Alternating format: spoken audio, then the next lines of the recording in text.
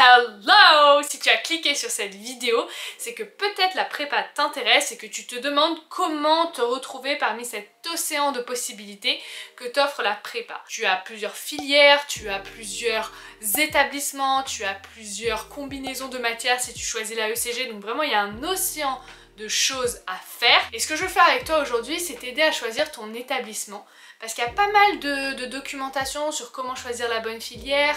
J'imagine que tu as déjà des choses en tête, des ambitions en tête. Et par contre, pour choisir son établissement, ça reste encore beaucoup trop souvent au hasard ou alors au classement de l'étudiant. Donc là, je veux qu'on en finisse avec ça et je veux vraiment te donner les armes pour être certaine ou certain de ta décision et que tu le fasses avec confiance. C'est parti. Donc déjà, si on revient au cœur du problème, c'est qu'on veut trouver une bonne prépa. Mais qu'est-ce que c'est une bonne prépa? Moi, ce que j'ai trouvé comme définition avec le recul, c'est que c'est une prépa qui te permet de te sentir bien et qui te permet d'exploiter à fond ton potentiel.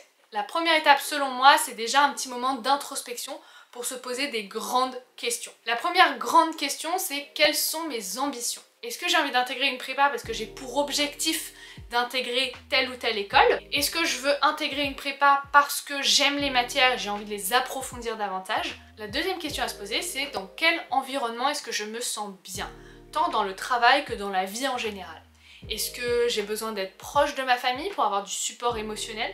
Est-ce que j'ai envie d'être loin de ma famille pour avoir plus d'indépendance? Est-ce que j'aime les grandes structures où il y a plein de classes qui me permettent de rencontrer plein d'étudiants différents? Ou est-ce que je préfère les structures avec des petites classes avec un accompagnement qui sera peut-être plus personnalisé? Et la troisième question à se poser, c'est quel est l'état de mon dossier actuel? Quelles sont mes notes? Quels sont mes classements? Et surtout, comment est-ce que ce dossier va être apprécié par les établissements? La meilleure chose à faire, c'est de contacter des anciens élèves de votre lycée qui ont intégré une prépa pour leur demander quelle prépa ils avaient demandé, est-ce qu'ils ont eu des retours sur leur dossier, comment est perçu votre lycée par les prépas. Par exemple, moi je venais du lycée français de Marrakech et j'avais aucune idée de la perception de mon lycée par les prépas. Donc j'ai pu contacter des anciens élèves et j'ai pu voir que certains avaient demandé telle ou telle prépa et ça me permettait d'avoir un panorama plus général en me disant ok, cette prépa, il y en a deux de mon lycée qui ont réussi à l'avoir, donc ça veut dire que généralement je vais peut-être avoir plus de chances de l'avoir. Vous voyez un petit peu?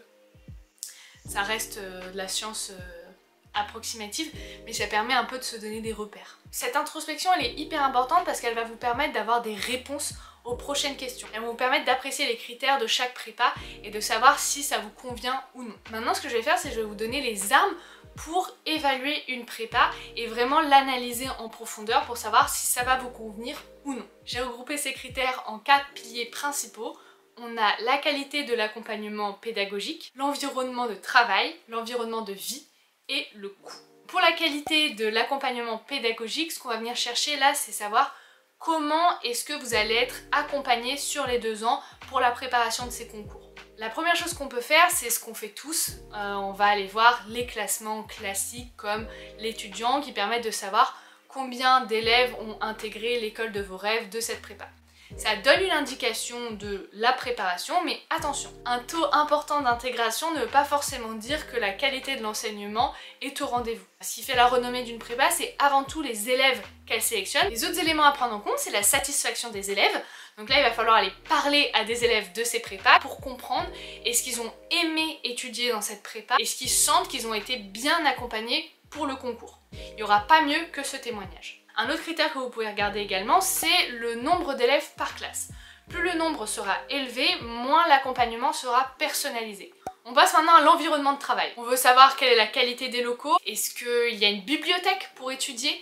On veut aussi savoir comment est l'ambiance de classe, est-ce qu'elle est bienveillante, est-ce qu'il y a beaucoup de compétition? Et puis on veut aussi savoir quelle est la relation avec les professeurs. Est-ce qu'ils sont disponibles? Est-ce qu'ils sont attentionnés?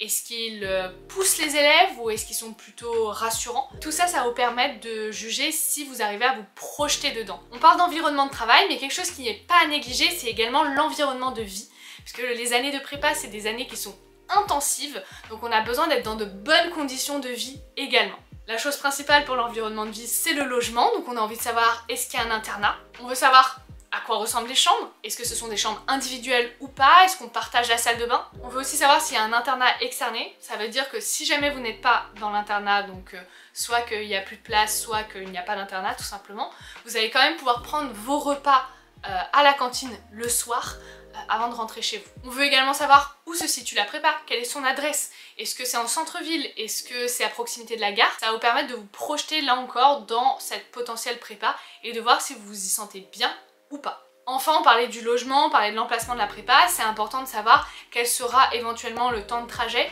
Est-ce qu'il dépasse les 45 minutes? Est-ce qu'on va devoir faire plusieurs changements? Est-ce qu'on peut y aller à pied? C'est également super important. Enfin, on passe à l'histoire des coûts. Quel est le type de prépa? Est-ce que c'est une prépa qui est privée, sous contrat ou hors contrat? Ou est-ce que c'est une prépa publique? Ça va vous donner une indication sur les frais de scolarité. Vous allez aussi pouvoir calculer en gros combien vous coûterait le logement, que ce soit en internat ou alors s'il faut trouver un appartement. Parce que par exemple, le logement à Paris, ça coûte très cher, donc c'est à prendre en compte.